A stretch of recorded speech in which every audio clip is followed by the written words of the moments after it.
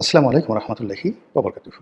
সম্মানিত দর্শক, ২০২৬ সনের মার্চ মাস আমাদের মুক্তিযুদ্ধের ইতিহাস কিংবা মুক্তিযোদ্ধাদের যে জীবন, যারা এখনো পর্যন্ত জীবিত আছে, তাদের কাছে এই জীবনটা অনেকটা রোদন ভরা বসন্তের মতো। যারা অর্জন করে তারা জানে প্রাপ্তির কি মূল্য, যারা হারায় তারা বুঝে এটার কি বেদনা। আমাদের মহান মুক্তিযুদ্ধ ইন 1971, আমরা বাইরে থেকে অনেকে আবেগ দেখাতে পারি, ত্যক্ত বিরক্ত হতে পারি, ইতিহাস বিকৃত করতে পারি, কিন্তু যুদ্ধের ময়দানে যে যুবক অস্ত্র হাতে তুলে নিয়েছিল, যুদ্ধে যাওয়ার জন্য যে যুবক তার স্ত্রী, তার বিধবা মা, তাদেরকে ঘরের মধ্যে রেখে পাকিস্তান সেনাবাহিনীর আগ্নেয়াস্ত্রের সামনে নিজের জীবন বিসর্জন দেওয়ার জন্য গৃহত্যাগ করেছিল, যে পিতা তার একমাত্র সন্তান, সেই একমাত্র সন্তানটিকে চোখের অশ্রুকে আগুনে পরিণত করে দেশপ্রেমে উদ্বুদ্ধ হয়ে বলেছিলেন, যাও বাবা, যুদ্ধ করে আসো। ওরা গিয়েছিল সীমান্তের ওপারে কিংবা সীমান্তের এপারে বিভিন্ন সৈনিক ক্যাম্পে, দলে দলে, শত শত, হাজারে হাজারে যুদ্ধ শিখেছে, লড়াই শিখেছে, কী করে বোমা মারতে যায়। আর সেই বোমা মারতে গিয়ে কেউ লড়াইয়ের সময়, কেউ বা লড়াইয়ের আগে যখন প্র্যাকটিস করছিল, সেই সময় বোমার আঘাতে নিজের দুটো হাত কিংবা পা চোখের সামনে উড়ে গেছে। সে দেখছে যে তার হাত দেহ থেকে বিচ্ছিন্ন হয়ে লাফ ঝাঁপ দিচ্ছে এবং সে বুঝতে পারছে না যে কী হয়ে গেল। তার সহযোদ্ধারা তাকে তুলে এনেছে। যখন হুঁশ ফিরেছে তখন সে বুঝতে পেরেছে কি হয়ে গেছে। যে মুক্তিযোদ্ধা ৯টি মাস যুদ্ধের ময়দানে ছিলেন, বাড়িতে আসার পরে দেখেন বাড়ি ঘর জ্বালিয়ে পুড়িয়ে ছারখার করে দেওয়া হয়েছে। বৃদ্ধ পিতাকে বেয়নেট দিয়ে রাজাকার আলবদর শামস পাকিস্তানি বাহিনী খুঁচিয়ে খুঁচিয়ে মেরেছে। তিনি দেখেছেন তার বৃদ্ধা মা মারা গিয়েছেন, তার স্ত্রী, তার বোন ধর্ষিত হয়েছেন, অনেকে বেঁচে আছেন, অনেক উন্মাদ হয়ে গেছেন, অনেকে মারা গেছেন।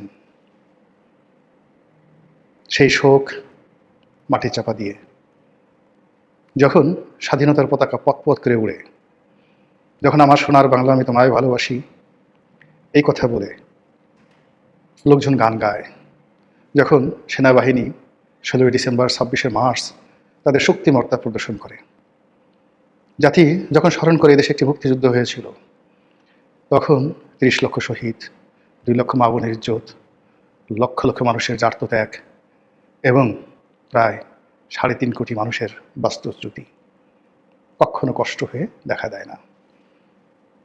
কিন্তু যখন দেখা যায় সেই স্বাধীনতার পতাকা আবার সেই রাজাকার আলবদর শামস খাবড়ে ধরেছে, পতাকা ছিন্ন বিচ্ছিন্ন করার জন্য হায়নার মতো ছুটে আসছে, আবার সেই 71-এর রাজাকারের গর্জন, রাজাকারের তর্জন, সেই পাকিস্তানির বেয়নেট, বোমা, বারুদ যখন চারিদিকে ঘিরে আসে, তখন যে মুক্তিযোদ্ধা 1971 সনে, যার বয়স ছিল 17 বছর, কালের বিবর্তনে সে বৃদ্ধ হয়ে গেছে, যে মুক্তিযোদ্ধা অনেক আগে মারা গিয়েছে কিন্তু তার আদর্শের কথা তার সন্তানকে বলে গেছে, পরিবার পরিজনকে বলে গিয়েছে, এবং তারাও তাদের উত্তরসূরির মতো, পূর্বসূরির মতো এবং বর্তমানের মতো একটা বৃত্ত রচনা করার চেষ্টা করছে।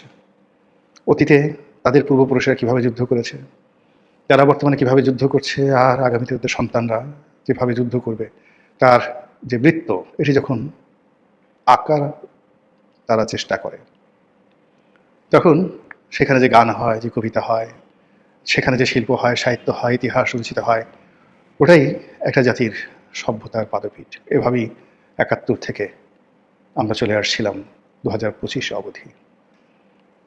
কিন্তু শেখ হাসিনা সরকারের পতনের পর কেন জানি মুক্তিযুদ্ধ যে শব্দটি অনেকের কাছে গালিতে পরিণত হয়েছে, মুক্তিযোদ্ধা যে শব্দটি, এটি অনেকের কাছে তুচ্ছ এবং তাচ্ছিল্যের বিষয় হয়ে পড়েছে।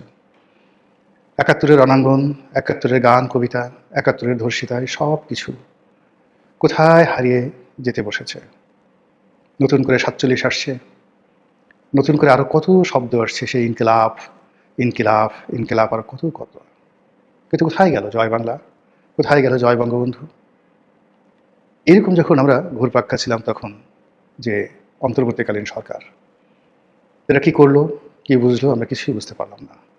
17টি মাস সারা দেশের টেকনাফ থেকে তেঁতুলিয়া পর্যন্ত তারা তাণ্ডব চালালো, সমস্ত কিছু রিসেট করলো, সব ইতিহাস ধামাচাপা, সব ইতিহাস কবরে পাঠিয়ে দিয়ে নতুন ইতিহাস রচনার মহড়া।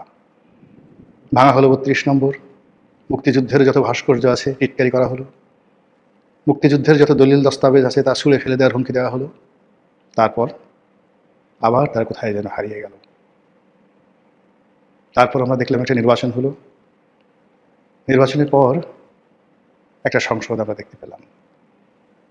সংসদের শীর্ষে স্পিকার পদে একজন মুক্তিযোদ্ধা, উপাধিপ্রাপ্ত মুক্তিযোদ্ধা, ট্রেজারি বেঞ্চে অনেক মুক্তিযোদ্ধা, নামকরা মুক্তিযোদ্ধা, তার মধ্যে মুক্তিযোদ্ধা ফজলুর রহমানও আছেন। আর অন্যদিকে 71-এর বিরোধী শক্তি, কেউ চিন্তায়, কেউ মনে, কেউ মননে, কেউ চেহারায়, কেউ সুরতে, কেউ পোশাকে, কেউ আচ্ছাদে, কেউ কথায়, কেউ বার্তায়, কেউ আচরণে। মনে হচ্ছিল 71-এর যে পরাজিত শক্তি, তারা ঠিক সেই 71-এর স্মৃতি নিয়ে আমাদের জাতীয় সংসদে হামলে করেছে। মনে হচ্ছিল যে 71-এর সেই যে রণাঙ্গন, সেই রণাঙ্গনের যে দৃশ্য, সেই দৃশ্য ঝলমল করছিল আমাদের মহান জাতীয় সংসদে। আর সেই দৃশ্য দেখে আমরা যারা দ্বিতীয় প্রজন্মের, মুক্তিযুদ্ধের দ্বিতীয় প্রজন্মের সন্তান, আমাদের কেমন লাগছে একবার বোঝার চেষ্টা করুন আমার চোখের দিকে তাকিয়ে, একবার বোঝার চেষ্টা করুন আমার কণ্ঠের দিকে তাকিয়ে। আমি কী ভাষায় কথা বলছি আর আমার অভিব্যক্তি কীভাবে প্রকাশিত হচ্ছে। এই যদি হয় আমার অবস্থা, তাহলে আমার যে পিতা, আমার যে কাকা, আমার যে মামা, আমার যে খালু, আমার যে আত্মীয় স্বজন মহান মুক্তিযুদ্ধে গিয়েছেন, অস্ত্র হাতে লড়াই করেছেন, তাদের অনুভূতি কি? যারা জীবিত আছেন, যারা দেখছেন, কি হাহাকার, কি কান্না, কি বেদনা তাদেরকে নাড়া দিচ্ছে। তাদের চোখের সামনে কিছুদিন আগে 32 নম্বর ভাঙা হয়েছে, টু শব্দ করেনি, অঝরে কেঁদেছে। কিন্তু সেই মানুষগুলো, তাদেরই কেউ কেউ পাগলের মতো এখন 32 নম্বরের দিকে ছুটছে। সেখানে গিয়ে আকাশ বাতাস প্রকম্পিত করে জয় বাংলা, জয় বঙ্গবন্ধু স্লোগান দিচ্ছে। ড্যাম কেয়ার, মেরে ফেলো। যে বিশ্ববিদ্যালয়ের শিক্ষক নিজেকে ভদ্রতার চাদরে মুড়ে দিয়ে বুদ্ধিজীবী সাজার জন্য গত 30টি বছর ধরে, 40টি বছর ধরে চেষ্টা করে আসছে, কি হলো সে বিশ্ববিদ্যালয়ের শিক্ষক? সে জয় বাংলার নামে কেন এত উন্মত্ত হয়ে গেল হঠাৎ এই সময়ে, 2026 সনের মার্চ মাসে? কেন সে বারবার 32 নম্বরে ছুটে যাচ্ছে? কি তার বেদনা, কি তার বক্তব্য? কেন বেপরোয়া সেই শিক্ষকদেরকে রক্ষা